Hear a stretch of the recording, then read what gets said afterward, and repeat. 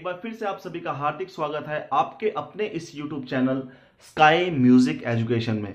तो आप मेरे बहुत से वीडियो देखते आए हैं और आपने इससे पहले वाला वीडियो देखा था जहां पर मैंने चर्चा की थी राग परिचय के ऊपर। ठीक है, आज मैं आपको राग परिचय के बारे में ही बताने वाला हूं, उससे आगे, क्योंकि मैंने राग परिचय के 4 भाग के अंदर मैं आपको बताऊंगा कि राग इंट्रोडक्शन क्या है, डिटेल स्टडी ऑफ राग क्या है, इनके अंदर की जो भी हेडिंग्स हैं इनका मतलब क्या है। तो आज मैं आपको राग परिचय के आगे का भाग बताने वाला हूं। राग परिचय के बारे में जो आपको बता रहा हूं ये मैं पूरा कंप्लीट करूंगा 4 हिस्सों में, 4 वीडियो बनाऊंगा।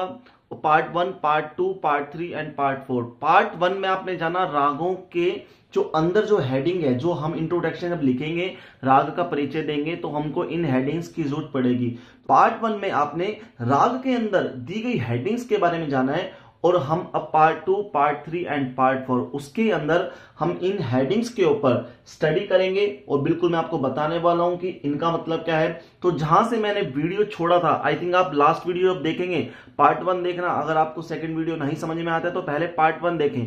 तो पार्ट 1 जब आप देखेंगे और लास्ट में जब वो अंत में खत्म होगा, जब बिल्कुल अंत में आएगा वीडियो, लास्ट में आपने देखा होगा कि मैंने ये सब लिख करके छोड़ दिया था। मैंने आपको ये बताया था कि राग परिचय लिखने के लिए हमें इन हेडिंग्स की जरूरत पड़ेगी। ठाट, आरोह, अवरोह, पकड़, गायन समय, स्वर, वर्जित स्वर, जाति, वादी स्वर, संवादी स्वर, समप्राकृतिक राग, न्यास के स्वर, अंग, विशेषता। मतलब जो भी हम राग करने जा रहे हैं, जो भी हमारे सिलेबस में राग आया हुआ है या फिर जिस भी राग के बारे में आप जानना चाहते हैं, उसका इंट्रोडक्शन देना चाहते हैं, तो उसके लिए आपको इन हेडिंग्स की जरूरत पड़ेगी। अगर हम इन सभी हेडिंग्स के सामने राग शब्द लगा दें तो क्या होगा? राग का थाट। राग का थाट क्या है? राग का आरोह, राग का अवरोह, राग की पकड़, राग का गायन समय, राग के स्वर, राग का वर्जित स्वर, राग की जाति, राग का वादी स्वर, राग का संवादी स्वर, राग का समप्राकृतिक राग, राग के न्यास के स्वर, राग का अंग और राग की विशेषताएं, हम इस बारे में जानेंगे। मैं आपको यहां स्टार्टिंग का पॉइंट बता देता हूं जो कि आपको जानना बहुत ही जरूरी है कि आप जो भी लिख रहे हैं उसका मतलब क्या है।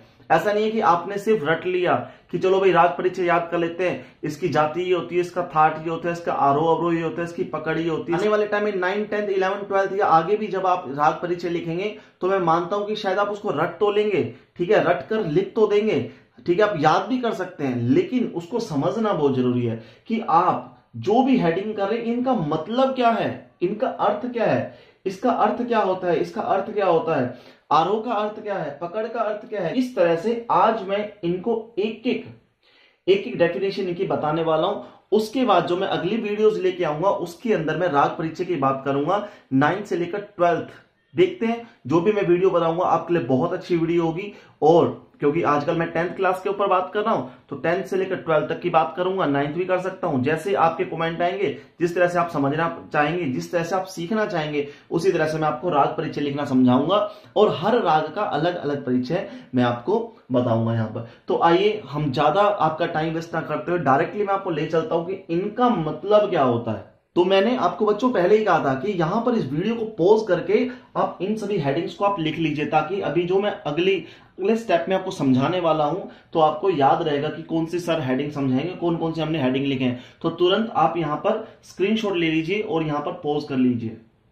तो मुझे पूरी आशा है कि आपने यहां पॉज करके और स्क्रीनशॉट ले लिया है। तो आइए अब हम अगले स्टेप की ओर चलते हैं, जहां पर मैं आपको इन हेडिंग्स के बारे में बताऊंगा, इनकी डेफिनेशन बताऊंगा कि थाट क्या है, आरोह क्या है, अवरोह क्या है। अगर आप ये सब समझ लेंगे तो क्या होगा, राग परिचय लिखना बहुत ही आसान हो जाएगा। एक बार इसको समझ लिया तो जितने भी राग हैं आप उनके जो परिचय होगा, सिर्फ आपको परिचय याद करना होगा और आपको समझ में आ जाएगा कि भाई बहुत आसान हो जाएगा। मैं आपको विश्वास दिलाता हूं, अगर आपने ये सब समझ लिया तो आपको राग परिचय लिखने में कभी भी कोई भी कठिनाई नहीं होगी और बहुत अच्छे से आप राग परिचय को बिल्कुल हंसते हुए लिख पाएंगे। अब हम आ गए हैं पहली हेडिंग पर। यहां पर मैंने लिखा है थाट और थाट के सामने ही मैंने लिखा है राग के जन्मदाता।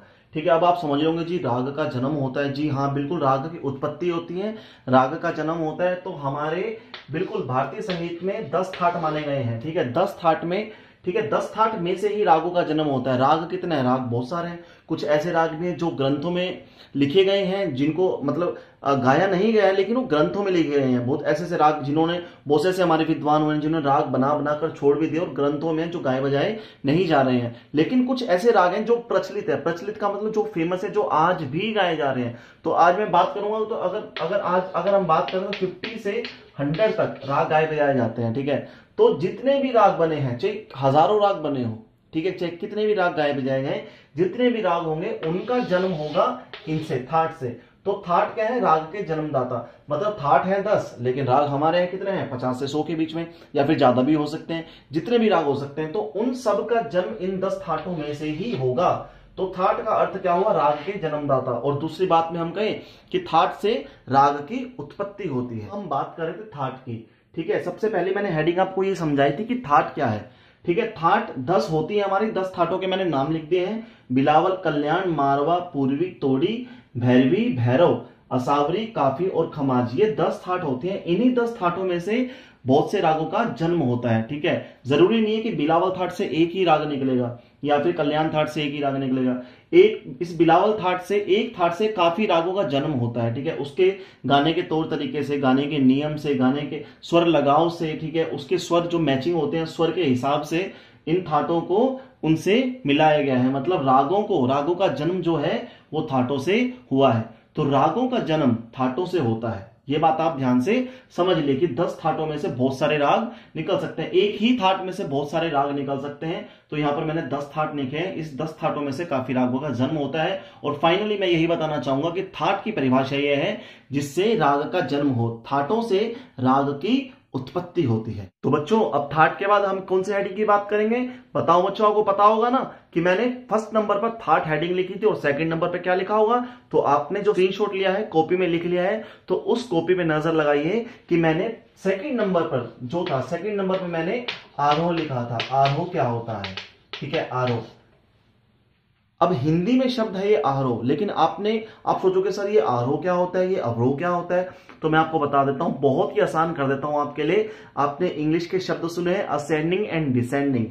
तो आरोह का मतलब होता है चढ़ना और अवरोह का मतलब उतरना। जैसे आप असेंडिंग और डिसेंडिंग को समझते हैं, ठीक। असेंडिंग में आपने ये समझा है, यही पढ़ा है कि जब हम छोटे से बड़े की ओर जाते हैं, और डिसेंडिंग में आपने समझा कि जब बड़े से हम छोटे की ओर आते हैं। यही आरोह अवरोह का क्रम है। चढ़ते क्रम को आरोह कहते हैं और उतरते क्रम को क्या कहते हैं भाई? हाँ जी, अवरोह। बिल्कुल सही कहा आपने।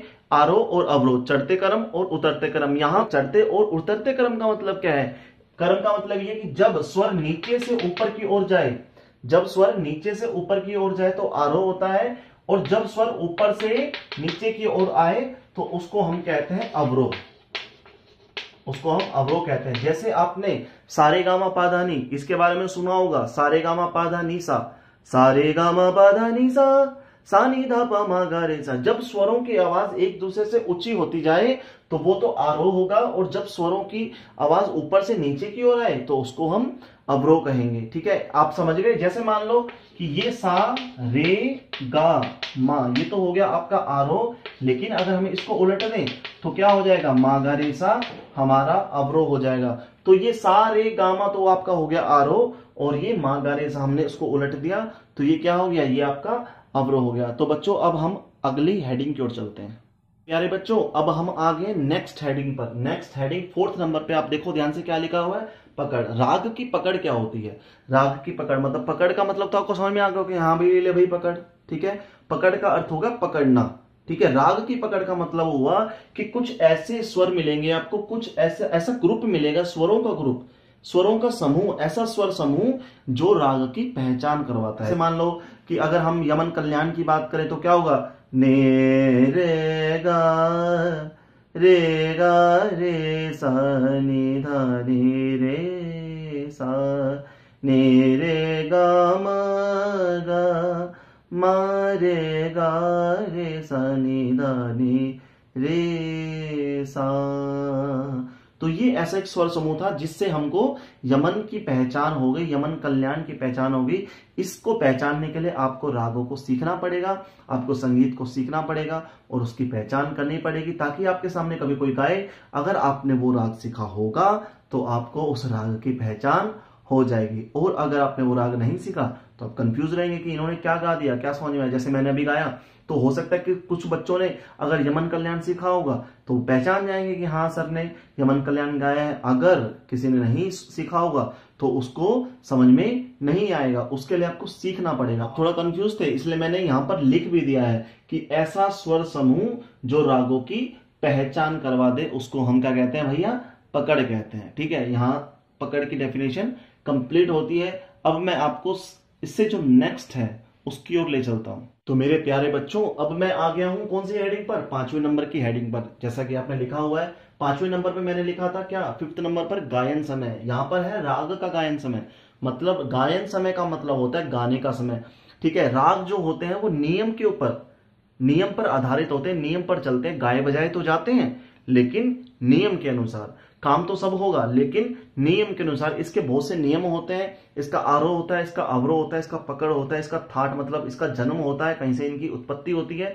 दूसरी बात, और यहां पर गायन समय भी होता है, उनका गाने का समय भी निश्चित होता है। ठीक है, अब मैं आपको समझा देता हूं गायन समय हम किस तरह से समझ सकते हैं। ठीक है, आपको पता होगा कि एक दिन में 24 घंटे होते हैं। ठीक है, 24 घंटे हो गए, तो हमने यहाँ पर 12-12 घंटे अलग अलग तरीके से पहले ही लिख करके मैं आपके लिए बैठा हूं ताकि आप लोगों का टाइम वेस्ट ना हो। ठीक है, इस तरफ मैंने लिख लिया दिन, इसलिए लिख लिया मैंने रात, तो मतलब दिन के 12 घंटे और रात के 12 घंटे। तो हम दिन का जो 12 घंटे हम उसको कंप्लीट करेंगे 4 से लेकर के 4 बजे तक।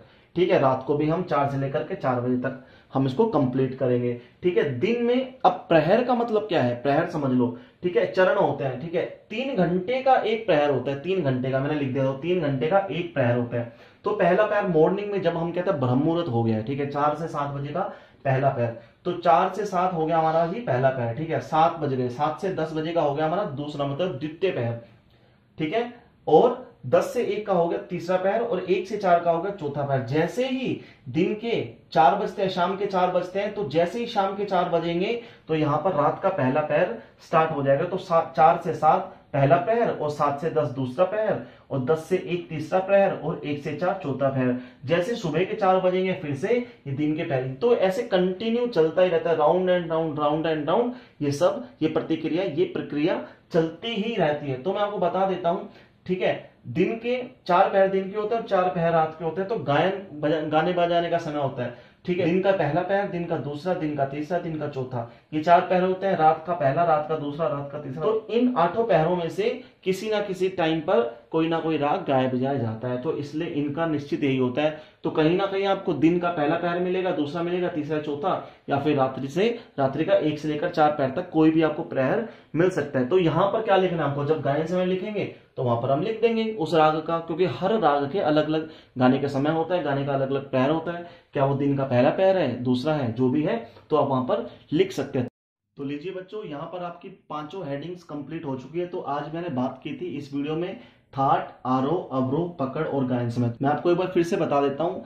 राग की उत्पत्ति थाट से होती है। आरोह का मतलब जब हम स्वरों को नीचे से ऊपर की ओर गाते हैं तो आरोह होता है। जब हम ऊपर से नीचे के क्रम में गाते हैं स्वरों को तो उसको अवरोह कहते हैं। पकड़ का मतलब ऐसा स्वर समूह जिससे राग की पहचान हो जाए, वो पकड़ होता है। ठीक है, और गायन समय, राग का गायन समय निर्धारित होता है, तो यहाँ पर गायन समय हम लिख देंगे।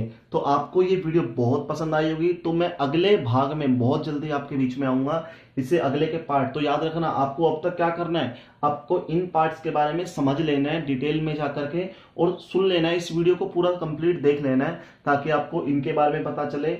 और आप बिल्कुल ज्यादा वेट आपको मैं नहीं करवाऊंगा, मैं अगली वीडियो आप सभी के बीच में बिल्कुल 101% लेके आऊंगा, जो कि पार्ट 3 के अंदर मैं आपका बनाने वाला हूं, जो कि हम 5 जो नंबर था ही जो गायन समय है, इसके आगे की मैं आपसे बात करने वाला हूं।